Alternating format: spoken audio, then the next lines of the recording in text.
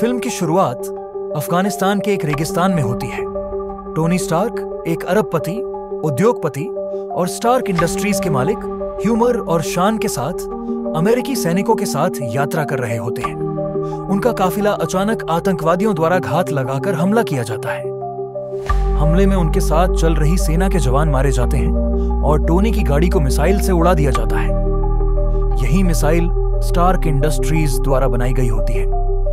धमाके के बाद टोनी घायल होकर बेहोश हो जाते हैं। जब टोनी को होश आता है तो वह खुद को एक गुफा में बंधक के रूप में पाता है।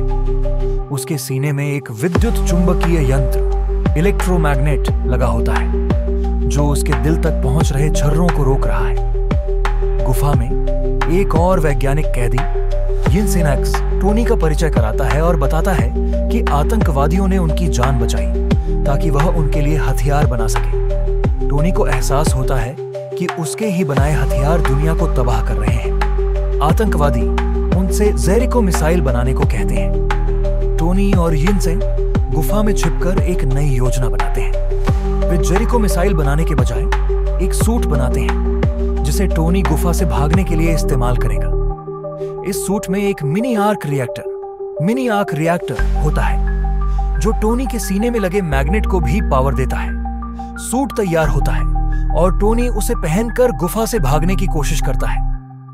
सूट में फ्लेम थ्रोवर और मिसाइलें लगी होती हैं। यिनसेन खुद को बलिदान कर देता है ताकि टोनी को भागने का समय मिल सके। टोनी सूट की मदद से आतंकवादियों को हराता है और गुफा से बाहर निकलता है, लेकिन सूट खराब हो जाता है। अमेरिकी सेना उसे बचाकर वापस ले आती है। अमेरिका लौटने पर टोनी अपनी कंपनी के हथियार उत्पादन को बंद करने का निर्णय लेता है।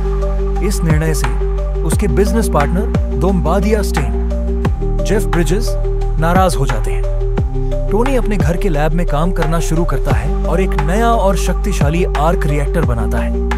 वह अपने पहले सूट के डिजाइन को सुधारता है, उसे अधिक उन्नत और शक्तिशाली बनाता है। टोनी मार्क II सूट तैयार करता है। यह सूट हाई टेक्नोलॉजी, हथियारों और फ्लाइट कैपेबिलिटी से लैस होता है। वह सूट का परीक्षण करता है और पहली बार उड़ान भरता है। इसी बीच ओनबादिया चोरी छिपे आतंकवादियों के साथ मिलकर अपने एजेंडे पर काम कर रहा होता है। ओनबादिया को पता चलता है कि टोनी ने नया आर्क रिएक्टर बनाया है। वह आतंकवादियों से गुफा में बचे हुए सूट का डिजाइन प्राप्त करता है और एक विशाल सूट आयरन मॉन्गर बनाने की कोशिश करता है।